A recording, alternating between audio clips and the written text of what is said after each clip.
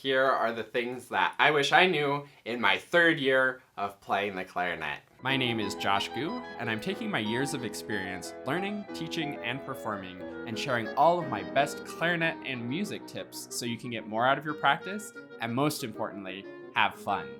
You can learn more about all of my many resources at QuickStartClarinet.com, and don't forget to subscribe to this channel and hit the bell to get notified when I post new videos. I hope you've been enjoying these videos where I'm sort of going through and talking about what I wish in my first, second, and third year of playing the clarinet. I hope these tips have been helpful for you, and I hope you'll leave a comment with some of the tips that you wish you had known in your third year of playing. So my first tip for third year players is a little bit of a boring equipment one, but it really makes a difference and really matters. And what that is I wish I had known about taking my clarinet in for regular maintenance and just maintaining things. I had a really terrifying story actually around my third or fourth year of playing where I got a new clarinet. It was my first wooden clarinet. I was really excited about it. One day I was practicing, like in the first week of having it, I think, and the screw for the left-hand keys came out and like the whole left-hand keys just fell off, and I was like, oh my gosh, I broke my new fancy clarinet, like everything's wrong and terrible. And luckily I figured out that it was just one screw and I was able to put it back together and it wasn't too big of a deal at all. But I wish I had known to be looking over the instrument for any screws that are sticking out and tightening those in. Except for the A one, there's a screw right on top of the A key where there's like the G sharp key comes around and then the A key comes over the top. Don't mess with the tightness of that screw. But any other screws on the instrument, if they're sticking out, you can screw them in a little bit. They don't have to get super tight, just so they aren't sticking out anymore, so that they don't fall out and your keys fall off. And along with that, taking it into a repair person regularly, they can catch those things, catch any other little adjustment things too. Sometimes there's little things that are leaking that you don't realize are causing a lot more problems than you would think. They're not obvious problems, but they're just little things that are making it harder to play. The one last thing I'll say about repair and regular maintenance is find a local repair person if you can. A lot of times if you take it to the big shops, they'll send it off to a repair person, or they have a big backlog and it takes a long time. Most repairs are very simple, especially if you're going in for regular maintenance. So you can schedule a time with a dedicated repair person that's local to you. Oftentimes they're like working out of their garage or have just a little workshop somewhere, and you can take it in. They'll fix it right there in front of you in 10, 20, 30 minutes, and they're usually much more affordable than taking it into a big place as well. So if that's an option, and if you have a local repair person, I highly encourage going to them rather than a more standard music shop. Next up, I wish I had known that the fingers can just be relaxed. I talked about this in the first year, that we have a relaxed hand position. We don't have to do anything crazy to contort our fingers. For third year players, or in my third year especially, I wish that I had known that I don't have to squeeze the clarinet and my fingers can just land on the holes. They don't have to squeeze and crush and make sure that everything's there. It's just landing. Easy, light, nothing crazy, nothing complicated about it, not some big effort, especially trying to cross the break like we talked about in year 2. It's just easy landing, covering the holes, and when you're more relaxed with the fingers, they'll often slide into the hole and find that seal that they're looking for, whereas if you really slam them down, you might miss the hole by just a fraction of an inch, but it's not going anywhere because you're squeezing so hard and you have the leak. Whereas if you're really light and you miss by a fraction of an inch, it'll sort of fall into the hole and get that seal that you need. So just generally relaxing the fingers. Now for my next tip, we have a little bit of this going on where we're relaxing the fingers, but energizing the air more. I wish I knew that air was everything, and that the air was the most important part of playing, and that if I could just support with good, strong air, everything would be easier. And when I say more air and more support, it's not necessarily blowing harder. That's something that younger players will often do, where they really and blow like crazy, but the reed can't hold up to that and can't vibrate. But it's about steadiness of air and more steadiness to the air, more support, a nice narrow. So it's fast air, strong air, like you're blowing through a straw, not just blowing like crazy and blowing as hard as you can. But I really wish that I had started using more air support a lot earlier, rather than what I sometimes call dipping your toe in the water playing, where you're sort of blowing at the note, like,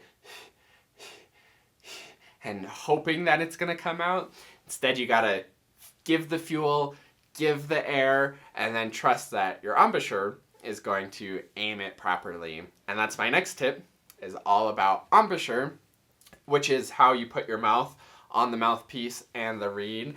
And I wish I had known to have a steadier embouchure sooner, especially in that third year where you're really starting to cross the break and play into the higher notes. It's so tempting and easy to think you have to do crazy things with your embouchure to try and squeeze out those higher notes and push up into the higher notes. And sometimes if you're on the wrong reed, which we'll talk about in a second, you might need to do that a little bit. But really the secret and the way you want to be playing is using the air support, keeping the embouchure steady to aim it at the reed and not dampen the vibrations of the reed and not pinch off the vibrations of the reed, and just keep the reed vibrating, keep the air supplying energy, directing the air and energy with your embouchure into good reed vibrations, and then the high notes become easy. And that's my next tip, is that those high notes don't have to be hard. Going up to high C, or maybe even in your third year, you're starting to reach the altissimo with C sharp and D and things like that. Those don't have to be hard notes. You can just keep the embouchure steady, keep the air steady, providing fuel, providing energy to that reed to vibrate, and then just move your relaxed fingers up, and those high notes will come out no problem if your reed is the right strength. And that's my last tip for third year players, is this is where reed strength starts to matter. And usually we start on like a size 2 or a 2.5, and that's pretty good for the first 6 months to a year. I think we should start increasing the reed strength pretty early on, because that will help to develop a more solid embouchure with that flat pointed chin, that firm bottom lip that we want to actually support the vibrations of the reed. Also, as you increase in reed strength, thinking about having a good amount of mouthpiece in your mouth can help with that too. Sometimes it can be tempting to do less mouthpiece as you go on to harder reeds, but instead of less mouthpiece or squeezing too hard, start with more air, then develop the embouchure. But always more air, and I think in that first 6 months to a year of playing, we should be moving up at least a half strength or a whole strength from where you started, assuming that you started on 2 or 2.5. And then once you're at that 3 or 3.5, you're good to go for quite a while, until maybe this third year where you're starting to go for higher and higher notes.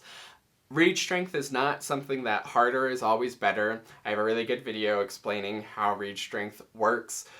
What is important for reed strength is that it matches your mouthpiece well.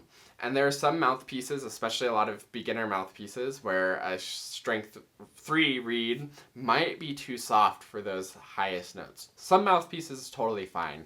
But if you're finding that even with keeping your embouchure steady, relaxed fingers, and good energy and support from the air, that the high notes are really thin or really flat, that's especially a good indicator that the reed might be a little bit too soft, and that reed strength really matters. And it matters both ways, too soft and too hard. If your high notes are flat and not coming out very well, maybe it's a little bit too soft. If everything sounds really fuzzy and airy, except for maybe the high notes, where sometimes the high notes actually come out surprisingly well and sound pretty good, but everything else is really, really fuzzy, then that reed might be a little bit too hard. And with reed strength mattering, what I wish I knew was that not every reed in the box is the same, and you can be in between. It might not be like a 3.5 might be too hard, a 3 might be too soft. So you'll have to do some exploring to either find the softer reeds in the box of 3.5s or the harder reeds in the box of 3s. And that's actually where your sweet spot is. So again, it's important to be trying lots of reeds and experimenting and knowing that that reed strength matters. So those are my tips for third-year players as we're starting to get into those higher notes, relaxing more, steady embouchure support, steady air support, that kind of stuff becomes much more important. If I missed anything or you have anything that you wish you had known in your third year of playing, absolutely leave a comment. I think it's great to have sort of this collection of ideas, and hopefully these will be really good resources for any of you who are currently in your third year of playing. Also, if you have any questions, feel free to leave those in the comments as well. I'm always happy to help and maybe even make a video on some of the things that are starting to feel challenging for you. So thanks so much for watching this video, and I look forward to seeing you in another one.